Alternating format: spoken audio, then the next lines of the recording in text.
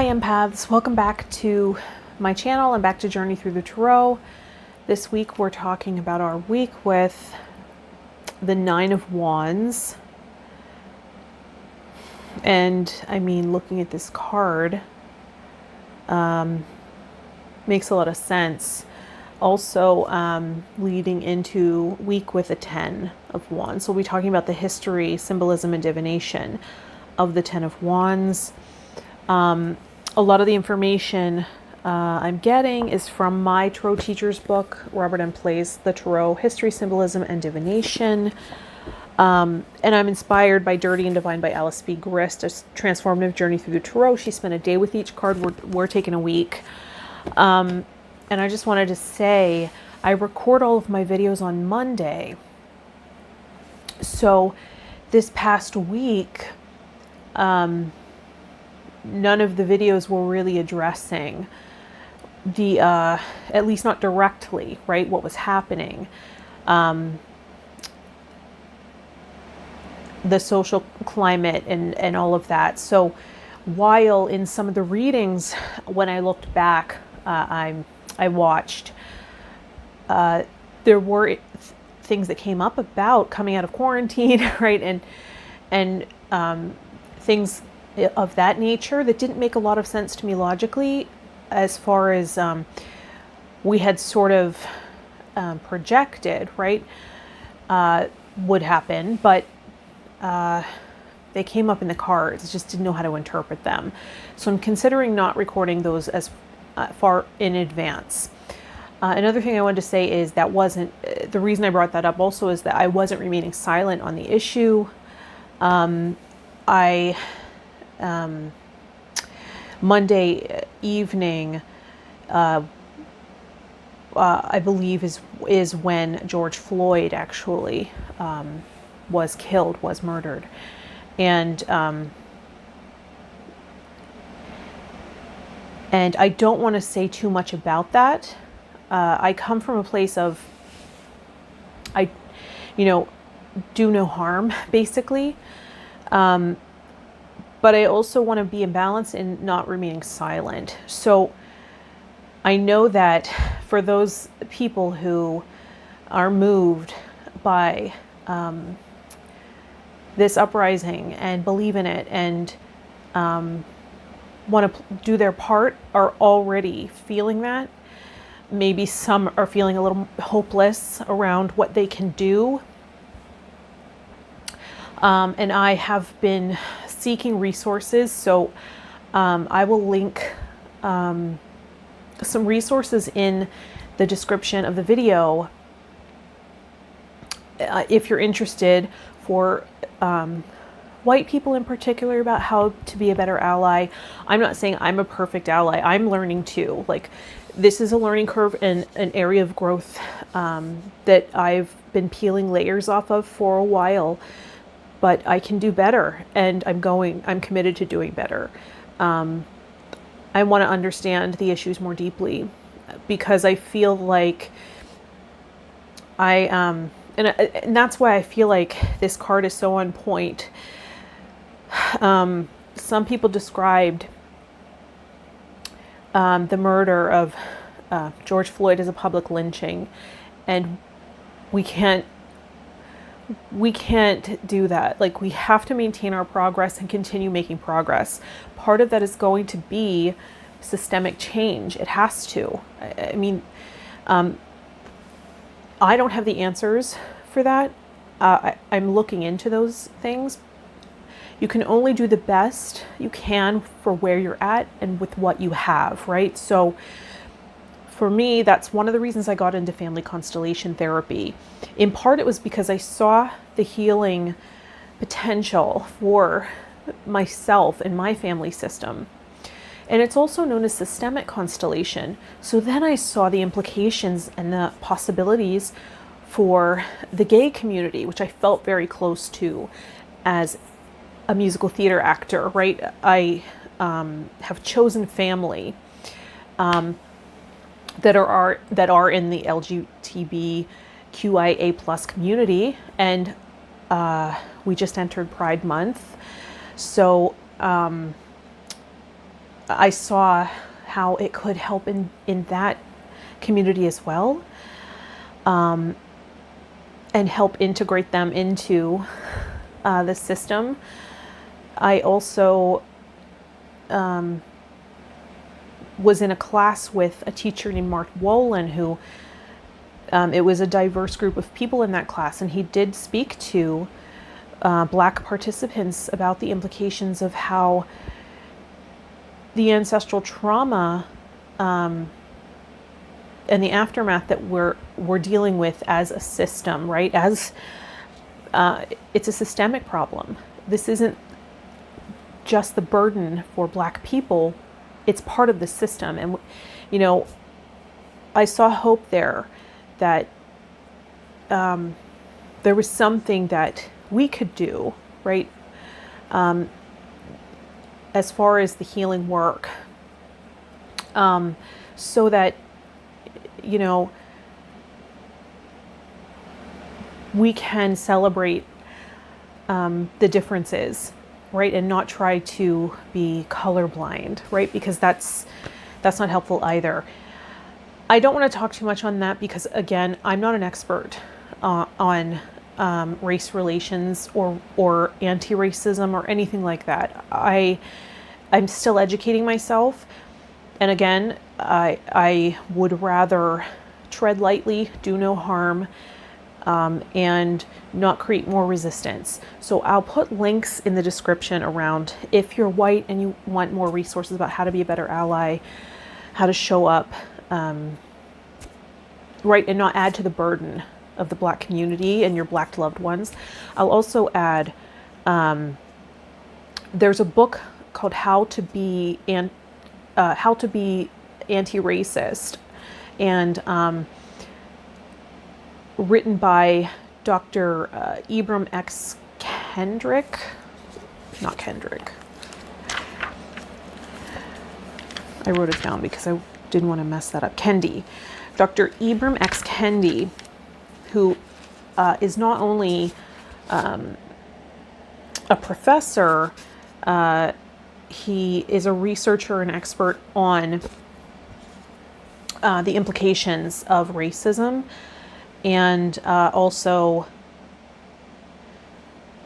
a historian, right? So history repeats itself. It's cyclical. We know this.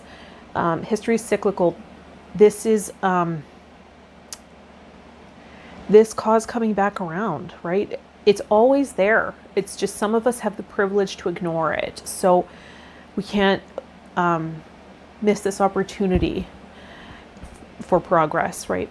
And that's where I'm at with it.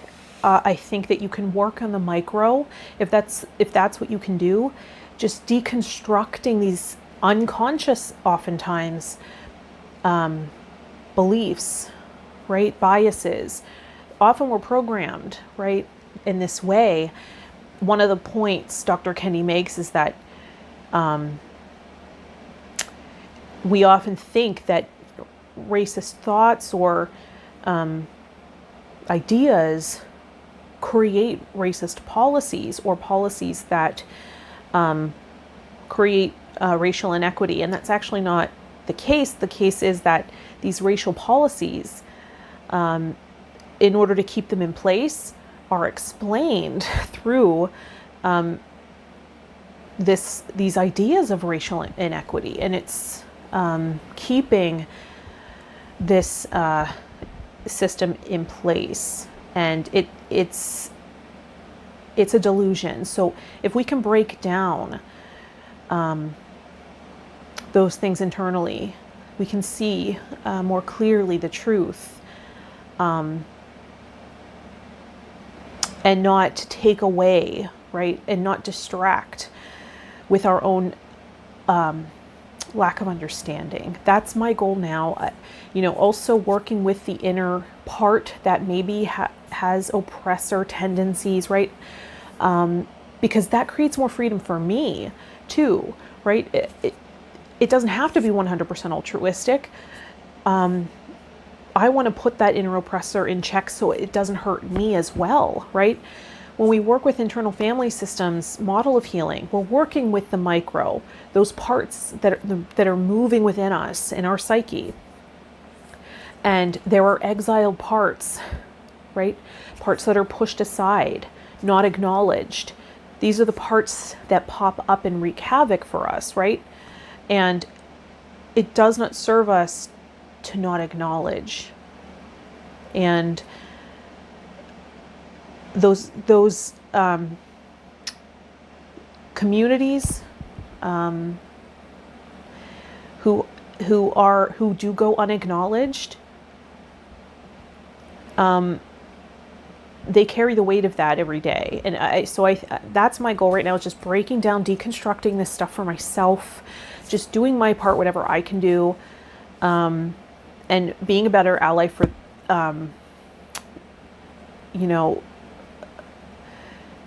the Black community. And so that's what I'm doing right now. And, interestingly, this, Dr.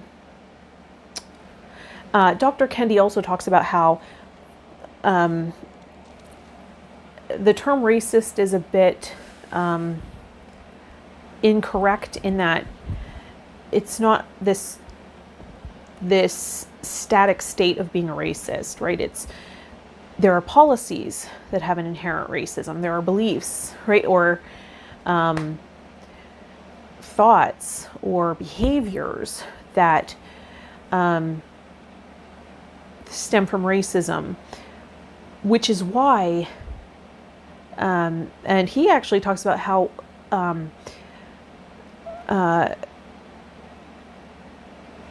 that's why it's not enough to just not be racist, right? To consider yourself not a racist, or to try to prove that you're not a racist. I think a lot of, I know I've done that in the past, to sort of be like,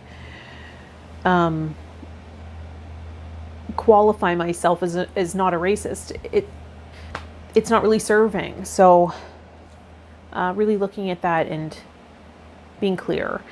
So I'm sorry, I know I went on about that. I really feel strongly about this, and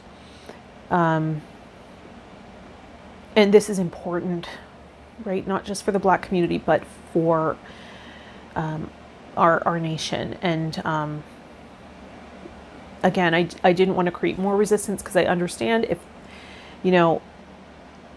I'm not going to, as a non-expert, I'm not going to speak knowledge into your heart that's going to shift you or change your mind. I can only do my part and amplify Black voices. That's part of being a better ally too, is listening more and not asking for as many explanations. Now we're in the information age. We can go search for information. We can search for those Black voices who are in the spotlight, who are already saying it's okay to come to me to ask questions, right? Not putting the burden on our Black friends, right? I had that temptation this week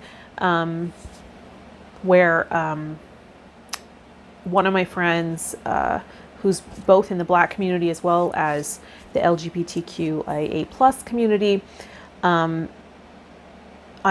was really tempted to call him and ask him questions about, how can I show up better, and what can I do to do my part? And I realized, wow, I know that there's good intentions there, but it's not about intention, is it? It's about consequences. It's about effect. It's about being mindful about the consequences of your behaviors and actions, and not adding to the burden, right? Because look at this card that's following up this burden, right? So it's an opportunity to unburden this legacy burden. We're all playing our part here, and let's work on deconstructing this. There are practical steps that need to take place. And again, I don't have the answers, but there are people who are offering really valuable information. I'll put as many resources as I can in the description if you're interested. You know, while I feel moved and I am emotional about this, I do feel like it's not helpful for me to add to the burden. So, right, I don't think it's wrong to share in the grief, but I do feel like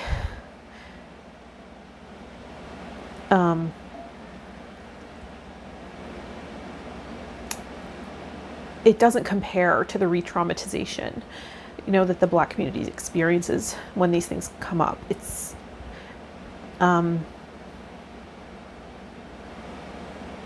and it's not about competing about who's suffering more.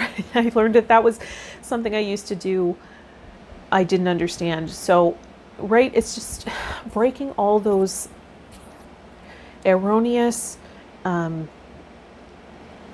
thoughts and patterns and beliefs that are not helpful. Just deconstructing that further and continuing to do that work. So we can do that and continue to make progress here and look into systems that are in place that have origins in white supremacy, racial inequity, and doing what we can to change that, right?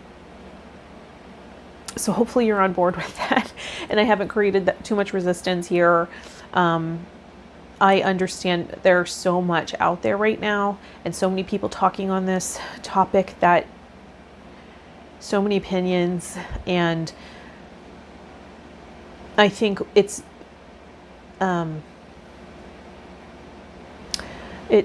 valuable right now to take this opportunity to consider what you can do, right? That will help the community, the entire system, right? By doing your part.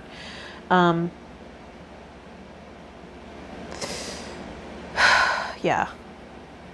I don't think there's too much more to say about that. This card is also about tired, world weary, right? I think most of us can relate as far as the quarantining and all the information that keeps coming at us, and news updates, and people getting preachy, and it's a lot to take in, isn't it?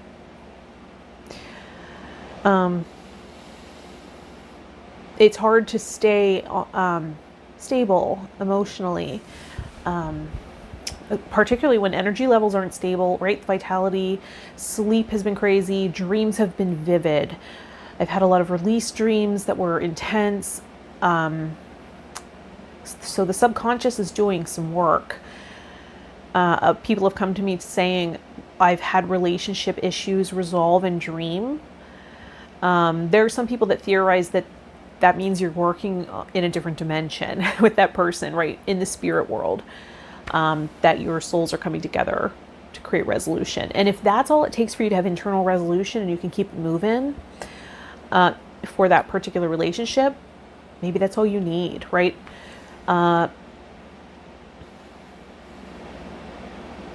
Right? Particularly if it was a toxic relationship, right? We're standing our ground here. We're waiting for maybe an attack or an enemy. We're alert, right? This person is world weary, has battle injuries, not dressed as a soldier though, but just, and also remember he's on a stage. So this is the world stage as well.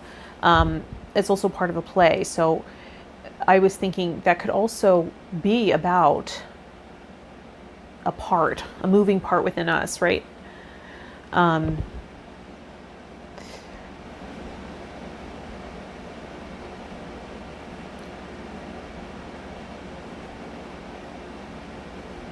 Yeah,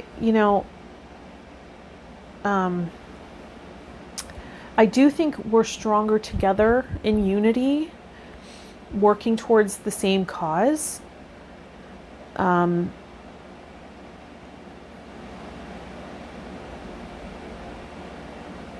you know, a strategy of war is divide and conquer. And there are many people who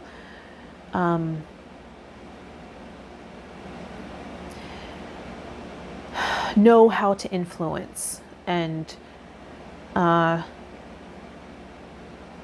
keep us off balance. So I have been trying to discern what I let in, what's truth, what's sensationalized, and observe, stay curious, and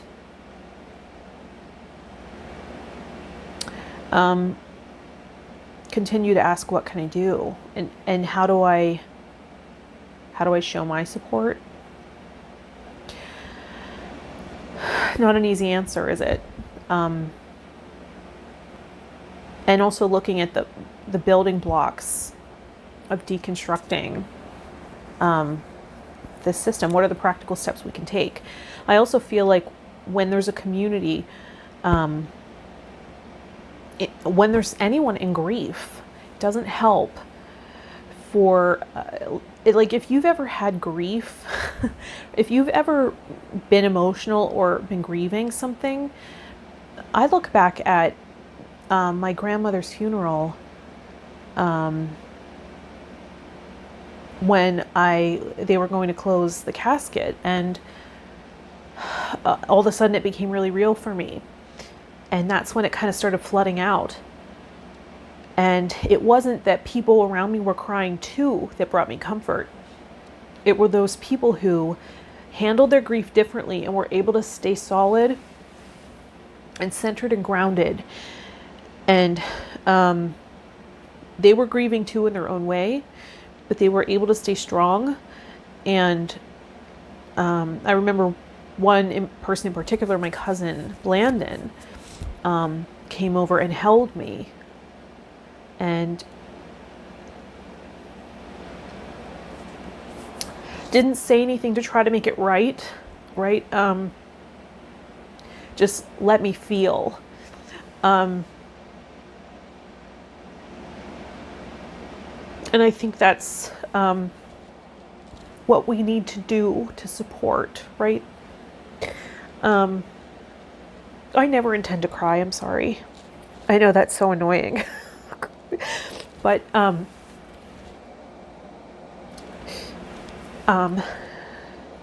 so yes, we're all mourning, but there's some of us who are re-traumatized every time this happens. And we can express our emotions and get them out, but for those of us that can remain strong and stable for our Black brothers and sisters, we need to listen, we need to hear, we need to acknowledge, and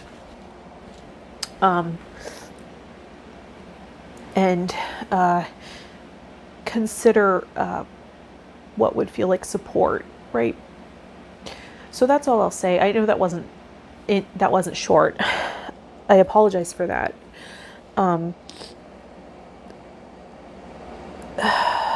This is just such an interesting time. And I really hope this creates lasting change, right?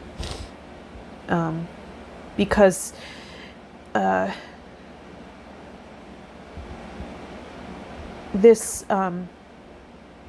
circumstances will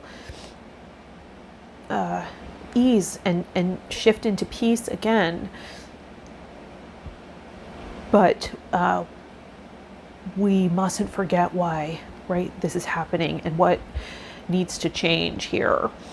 And we got to hold our ground and not go back and continue to make progress in this area. And just look into what we can do about that. So anyway, that is what's happening, what happened in the 9 of Wands week, right? So let's get into the Ten of Wands. I mean, this doesn't look like the greatest card, although 10 is completion of a cycle, right? So, we'll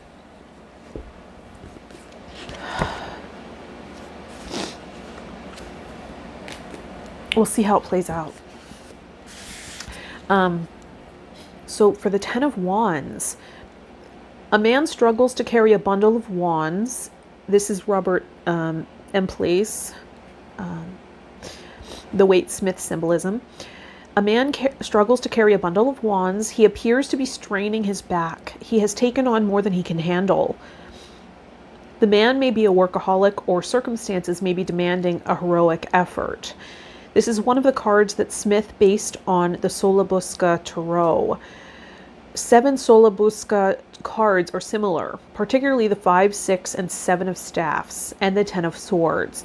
Because this card also makes use of a stage-like setting, like the 9 of Wands, and the man's tunic is similar to the one worn by the man on that card, it may be that the man on the 10 of Wands is removing the barrier or fortification that was depicted in the previous pip. So, interesting. It's almost like if you've ever been in a play, or it's almost like when you strike the set, or right, like this was the scene previous, right, and now okay, strike the set, right? Although there's 10 of Wands here, so there's an extra one, but that just came to me because they are on stage, and it is 10 is a number of completion, so we want to keep that in mind. And I don't think I showed this because I was really distracted, but the Rider Tarot deck, right?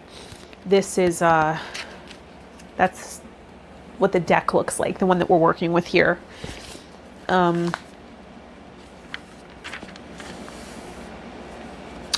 know what else happened this week that I forgot? I recorded an episode that was about me for my podcast, and it was also recorded before the news of George Floyd and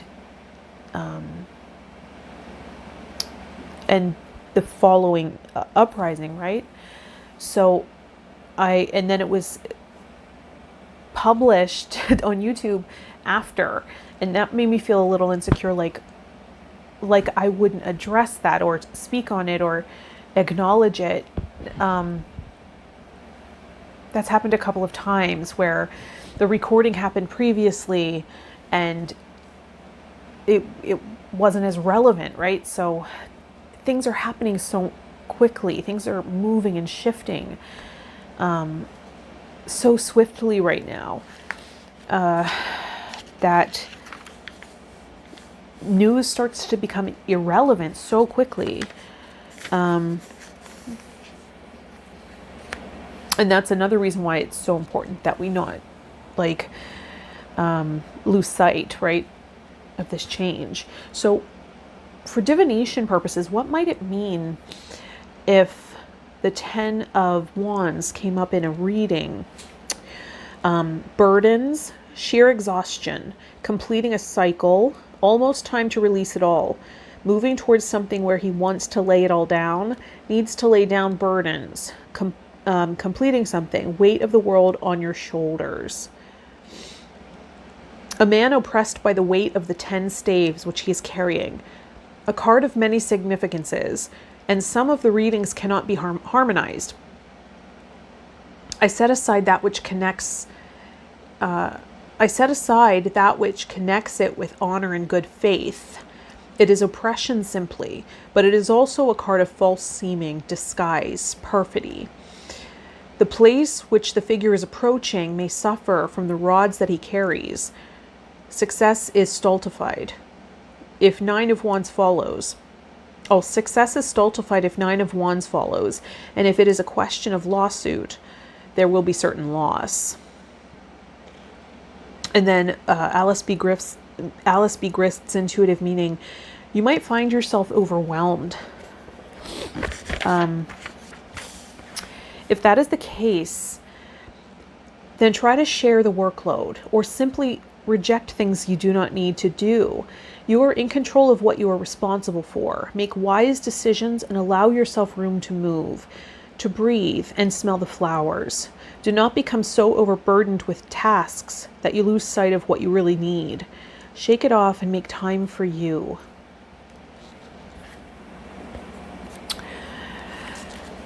That's certainly important to remember during times like these as well.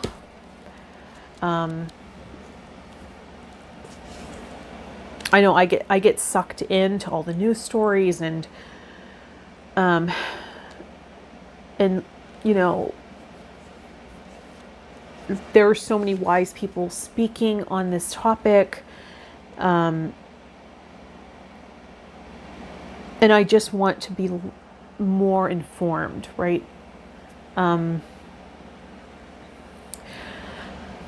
So it might be wise to disconnect for a moment. And then upright, burden, extra responsibility, hard work, completion. That's the upright meaning. The Ten of Wands notes that you are taking on an extra burden, a heavier workload, or greater responsibility. Even though it is weighing you down and making things tougher for you, you understand it is only temporary.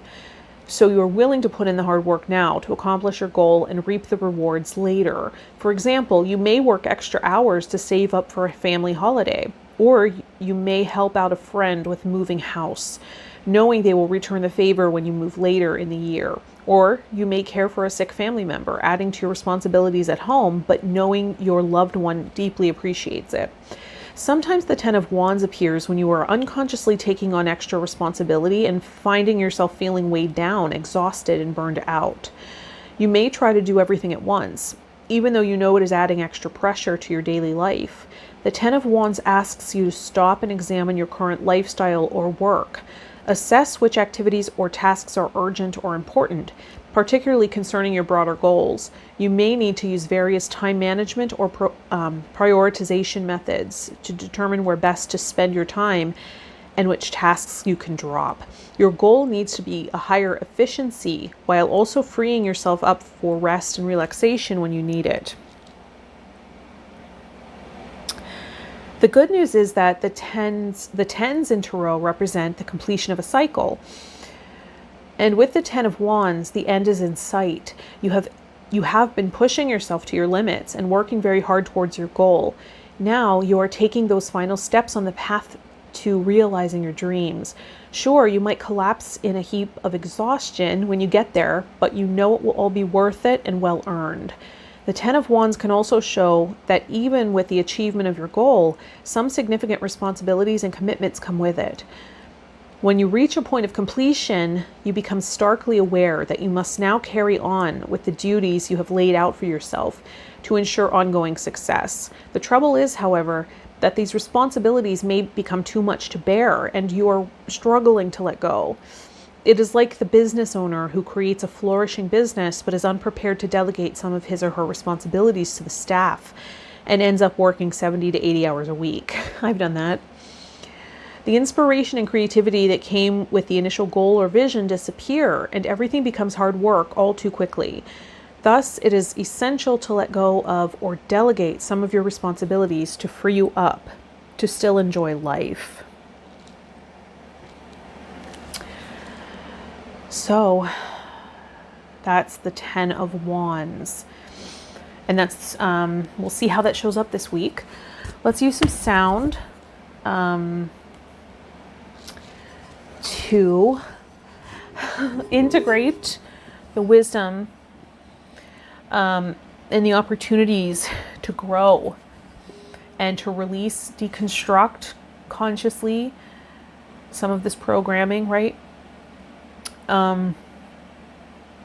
Let's integrate that with sound. And let's also create intentions around calling in synchronicities for the 10 of Wands to show up this week. You might want to close your eyes, get in touch with your breath.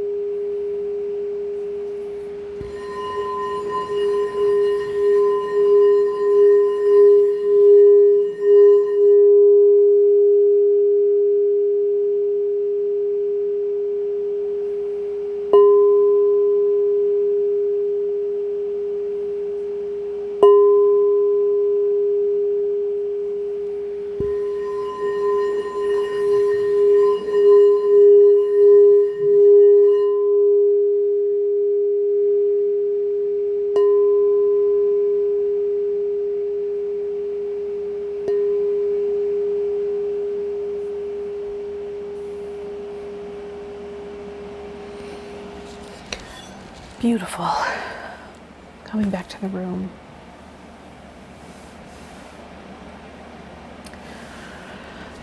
So, thank you for taking this journey with me. I'm going to add, there will be links in the description for all those resources I was talking about. Also, a place you can donate, if you're so called, to a group who are working towards lasting change. I'll link that in the description, with an emphasis on anti-racism and helping the Black community. Also, if you want to work with me one-on-one, or have a personal reading, or to donate to the channel, that'll be in the description as well.